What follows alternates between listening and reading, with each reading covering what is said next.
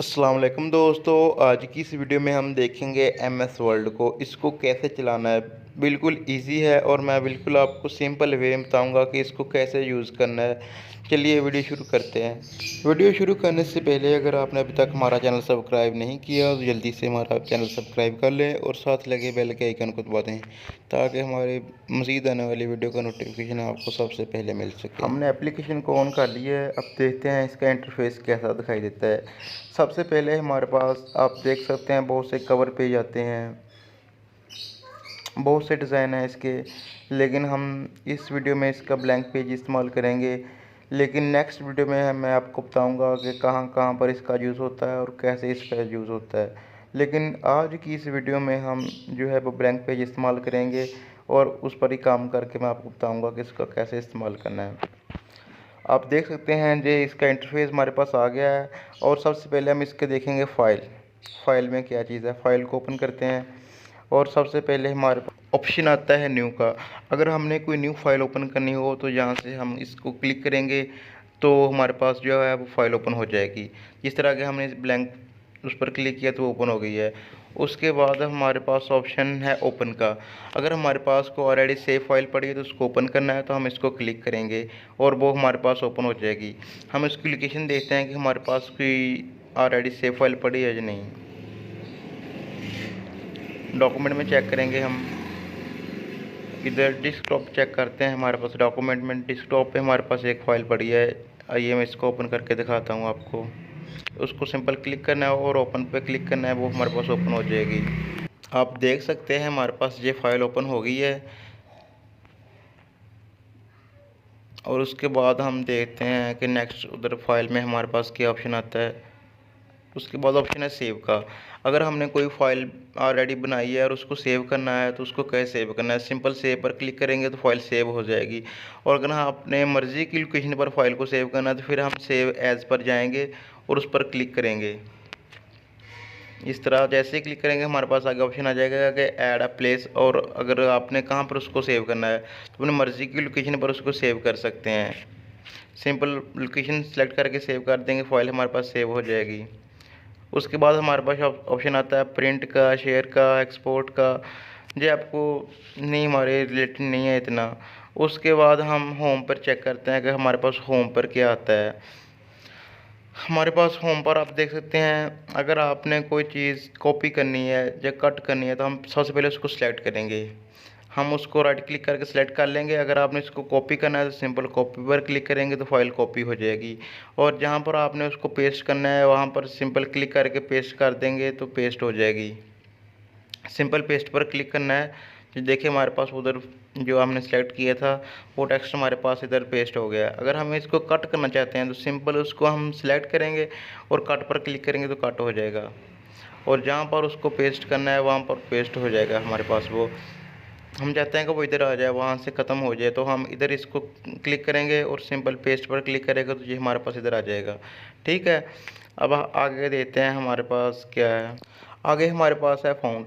हम मोस्टली जो दो फ़ॉन्ट इस्तेमाल करते हैं वो टाइम न्यू रोमन और एरियल ब्लैक। आगे अपनी जिसकी जो पसंद है वो मुख्तलिफ़ किस्म के फ़ॉन्ट है हमारे पास, वो इस्तेमाल कर सकता है। देख सकते हैं हमारे पास काफ़ी किस्म के फ़ॉन्ट स्टाइल हैं। हम ये सिलेक्ट कर लेते हैं, अच्छा लग रहा है ये भी। इसको सिलेक्ट करेंगे तो इधर हमारे पास जो है ना फ़ॉन्ट स्टाइल जो सिलेक्ट करेंगे वो आ जाएगा। आगे हमारे पास है फ़ॉन्ट साइज़। हम अपनी मर्ज़ी के साथ इसका फ़ॉन्ट साइज़ जो है एडजस्ट कर सकते हैं, जितना छोटा बड़ा करना हो कर सकते हैं। उसके बाद हमारे पास है बोल्ड का ऑप्शन है। अगर आप इसको चाहते हैं कि थोड़ा डार्क बड़ा नज़र आए तो हम इसको बोल्ड पर क्लिक कर देंगे। और साथ हमारे पास है ऑप्शन टैलिक का। अगर हमने इसको टैलिक करना हो तो टैलिक भी कर सकते हैं, अंडरलाइन कर सकते हैं। अगर अंडरलाइन के आगे हमारे पास मज़ीद ऑप्शन है कि आपने किस तरह की अंडरलाइन करनी है।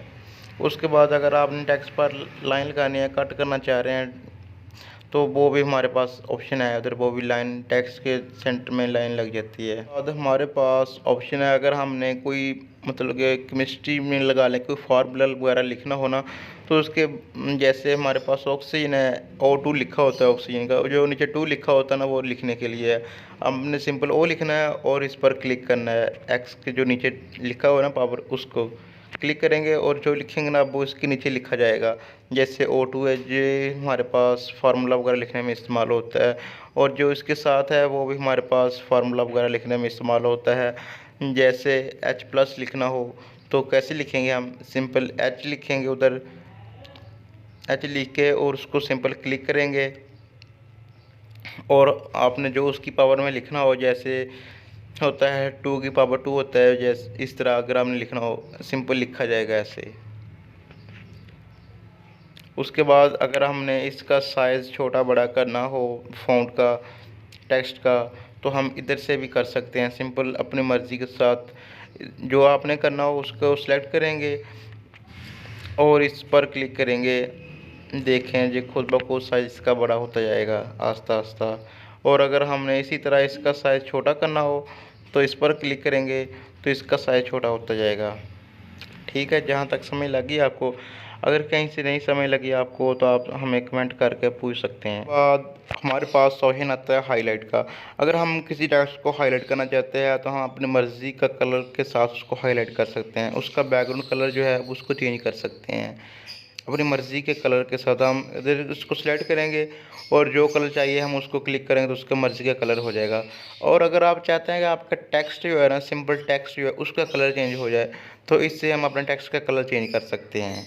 अपने टेक्स्ट को सिंपल आपने सेलेक्ट करना है और जो भी कलर आपको करना है उसको आप उस पर क्लिक करेंगे तो आपके टेक्स्ट का वो कलर हो जाएगा। बहुत ईजी है। हम इसका ब्लैक कलर करके देते हैं, ब्लैक कलर हो गया। उसके बाद हमारे पास आता है पैराग्राफ।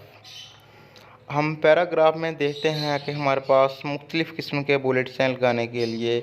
अगर हम पॉइंट वगैरह किसी पैराग्राफ के बनाने हो तो हम बुलेट इस्तेमाल करते हैं। आप देख सकते हैं मुख्तलिफ़ किस्म के बुलेट हैं हमारे पास। किसी में हम मुख्तलिफ़ किस्म की शेप इस्तेमाल कर सकते हैं, काउंटिंग इस्तेमाल कर सकते हैं। आप देख सकते हैं जो सर्कल है हमारे पास, ये भी सर्कल है।